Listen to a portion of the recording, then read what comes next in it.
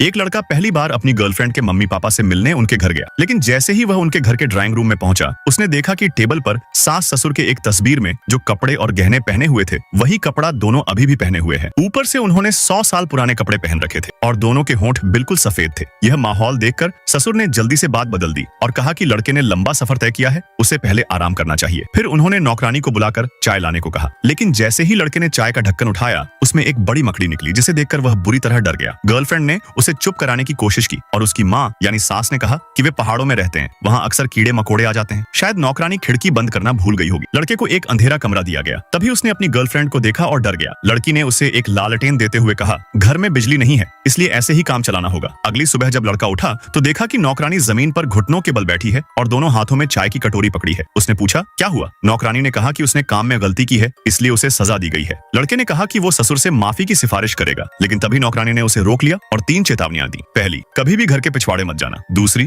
अटारी में जरूर जाना, वहाँ तुम्हें बहुत कुछ पता चलेगा। तीसरी, अपनी गर्लफ्रेंड के साथ एक कमरे में मत सोना, वरना जान से हाथ धो बैठोगे। अगर वो 7 दिन सही सलामत निकाल ले तो बच सकता है। लड़का टेंशन में आ गया। उसी रात जब वो सो रहा था, तभी उसे जंजीरों के घिसटने की आवाज और गालियों की हल्की आवाजें सुनाई दी। वो डर गया और खिड़की से बाहर देखने के लिए उठा, लेकिन तभी पीछे से उसकी गर्लफ्रेंड आ गई। उसने लाल नाइटी पहन रखी थी और हाथ में तरबूज का जूस था। लड़का डर गया। उसे याद आया नौकरानी ने एक साथ सोने को मना किया था। उसने कहा कि उसे नींद आ रही है और वो जूस नहीं पीना चाहता, फिर जाकर सो गया। सुबह नाश्ते में उसकी सास ने उसे एक कटोरा सूप दिया। जैसे ही उसने पहला घूंट पिया, उसमें से एक नाखून का टुकड़ा निकला। उसे उल्टी जैसा महसूस हुआ। नौकरानी को बुलाया गया। उसने कहा कि सब्जी काटते समय उसका हाथ कट गया था और गलती से नाखून गिर गया। लेकिन जब लड़के ने उसके हाथ को देखा तो घाव बिल्कुल नया था, यानी नाखून पहले गिर ही नहीं सकता था।